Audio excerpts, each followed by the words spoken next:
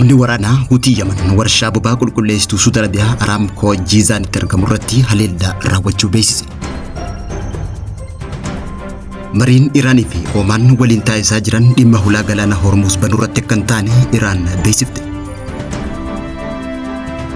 Daayirektarri olaanaan dhaabbata fayyaa addunyaa Dr. Tedros Adhaanoom haala nageenya Itoophiyaa yeroo ammaan tana irratti yaaddoo qabaachuu ibse. Dr. Tedros Adhaanoom waa'ee waraana kaabaa waan dubbate qaba bal'inaan dhiyeesse. Atileetiin Itoophiyaa Almaas Yohaannis dorgommii fiigicha gufachiisa meetira 300tiin injifannoo galmeessitee meedaaliyaa warqee argatte.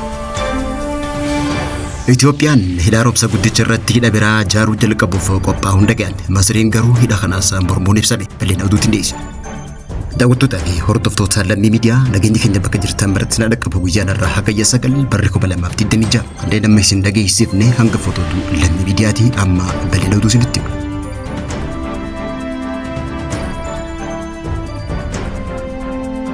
Gareen finciltoota Hutii Yamaniidhaa kibba dhiyaa Suudi Arabiyaa Jiizaan keessatti kan argamu warshaa boba'aa qulqulleessuu Suudi Arabiyaa Araamkoo irratti haleellaa diroonii raawwachuu isaanii dilbata irraa beeksisan. Dubbii baan waraana garee kanaa Yaayaa Saarii ibsa kenneen humnoonni Hutii dirooniidhaan warshaa qulqulleessituu Araamkoo Jiizaan jiru irratti xiyyeeffachuun haleellaa raawwatan milkaa'ee jira jechuudhaan ibseeti jira. Dubbii himaan kun itti dabaluun akka jetti tarkaanfiin tun sarbama diroonii Suudi Arabiyaan bulchiinsa Sa'aadii fi Haaji Yaman irratti raawwatteef deebii kan kennames ta'uu ibse. Gama biraatiin ministeerri Inerjii Suudi Arabiyaa ibsa baaseen ibiddi dilbata irraa warshaa qulqulleessituu Jiizaanitti ka'e gareewwan ibiddaa dhaamsuun nageenya industirii Amaakoo guutumatti to'atameeti jira jechuun beeksise. Ministeerri kun taatee kanaan hojjettoota yookaan namoota balaa tasaaf deebii kennan irratti miidhaa yookaan lubbuun akka hin dabres ibsate jira. Warshaan qulqulleessaa Jiizaan guyyaatti boba'aa bermeela 4,000 ol kan oomishu yoo ta'u dhuma baatii dabree haleellaa wal fakkaatu miidhaa irra ga'e yeroo cufame akka tures ibsame. Iraanii fi Ooman hegeree hulaa Strait of Hormuz nageenya imalatti irratti taasifamu laalchisanii mariin taasisaa jiran bifa gaariin deemaa jiraachuu Oomaan beeksifte. Iraan garuu waliigalteen Oomaan waliin taasisaa jirtuun hulaa Hormuz akka banamuuf kan waliigalame miti jechuun beeksifte. Biyyoonni lamaanuu marii dhimma hulaa kanarratti taasisaniin haala gaariin deemaa jiraachuu ibsanii sanbata kaleessaatiif guyyaa irraa immoo akka beeksisanitti waliigalteen xumuramte yoom akka walii mallatteessan guyyaan kan hin beekamne ta'uu beeksisan. Ministeerri dhimma alaa Oomaan haleellaan hulaa Strait of Hormuz irratti dooniiwwan daldalaa irratti taasifamu akka dhaabbatu gaafachuudhaan haleellaan itti fufnaan mariin godhamu akka gufatus beeksise. Ministeerri dhimma alaa Iraan Abbaas Aragaajiin gama isaatiin akka ibsetti mariin Oomaan waliin taasifamaa jirtu sadarkaa dhumaarra gahuu ibsuudhaan garuu dhimma banamuu hulaa Strait of Hormuz kan ilaalle ta'uu beeksise. Ameerikaa fi Israa'el haleellaa irratti banuun hordofee ji'oota 5 dabraniif Iraan hulaa Strait of Hormuz cufuun akka meeshaa guddaatti yookaan tarsiimoo waraanatti fayyadamu. Guyyaa muraasa isaan kana Oomaanii fi Iraan jidduutti akkaataan itti hulaan kun gara fuulduraatti buluu fi nageenya waloo irratti eegan irratti marii taasisaa jiraachuun ibsame.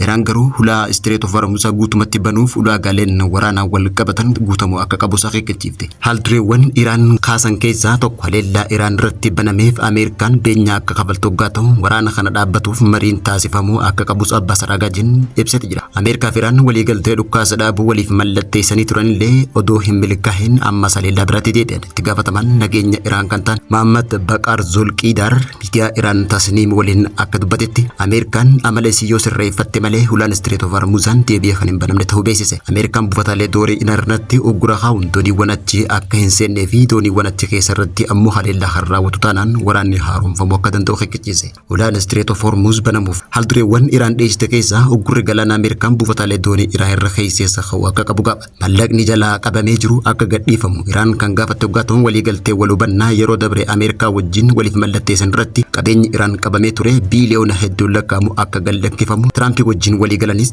Ameerikaan waliigaltee kana kan cabsite ta'uu beeksise. Jalqaba torban kana pirezidaantiin Ameerikaa Doonaald Tiraamp yeroo dhiyootti Iraan waliin waliigalteen taasifamuu danda'a jechuun abdii qabaachuu beeksise. Itti aanaan pirezidaantii Ameerikaa J.D. Vance ammoo gama isaatiin sanbata dabre kana mariin Iraan waliin taasifamtu ammallee ittuma jiraachuu ibsuudhaan waan jalaa qabamee jiru akka gadhiisanis dubbate. J.D. Vance turtii Fox News wajjin taasiseen ammoo itti jirra wanti taasifamuu qabu haalduree irratti waliin mari'achuudha jechuun ibse.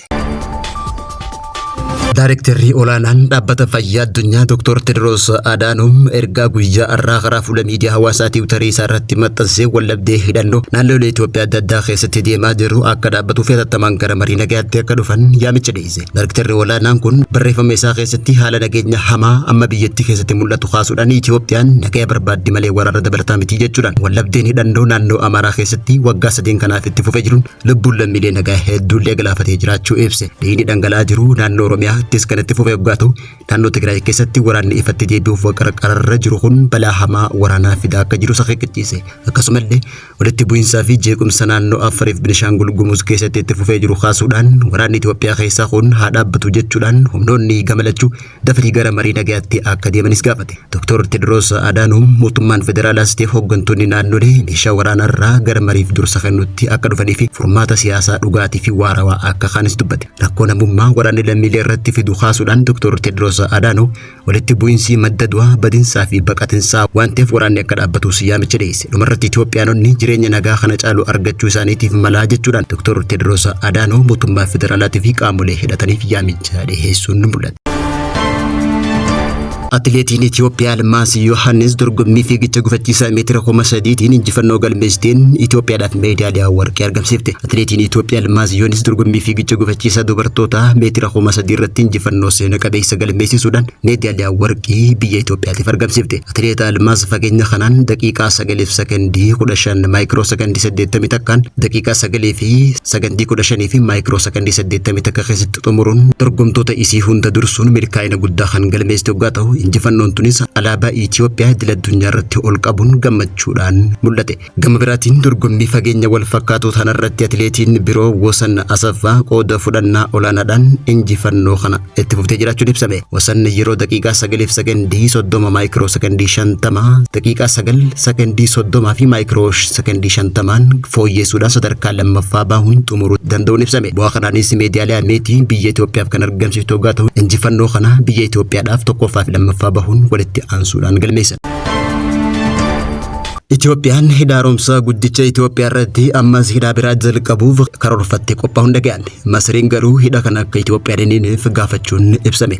Warshaa humna elektirikii bishaan Afrikaa guddichi hidha haaromsa Itoophiyaa guddicha sirnaan eebbifamuu isaa hordofe ogeeyyii fi warri himata baasan waliin Itoophiyaan laga Abbayyaa irratti ammas hidha dabalataa guddaa akka jaartu yaamicha dhiyeessuun ibsame. Yaadni piroojeektoota bu'uuraalee misoomaa Itoophiyaan bishaan laga Abbayyaa irratti babal'isuu dhiyaate kun biyyattiin dandeettii humna ifaa maddisiisuun haalaan akka dabaltuu fi sochii indaastirii saffisiisuu fi ardii Afrikaa keessatti oomishtummaaf alergii anisaa guddaa ta'uun ejjennoo tarsiimoo qabdu daran cimsuuf kan kaayyeeffate ta'uun ibsame. Hidhaan haaromsa guddichi xumuramuun hawwii misooma biyyattii sadarkaa dhumaa odoo hin taane karoora guddaa Itoophiyaan laga kanarratti hidhaa dabalataa ijaaruuf qabdu keessaa tokko akka ta'ellee himameeti jira. Gama biraatiin Masriin hidhaa dabalataa Itoophiyaan Abbayyaa irratti ijaaruuf deemtu kan akkuma dhageessan mormuun ibsameeti jira. Hidhamuun Abbayyaa biyyoota yaa'a gadii waan midhaa jiruuf Itoophiyaan hatattamaan hidhaa kana akka dhaabdu gaafatuun dhaqean.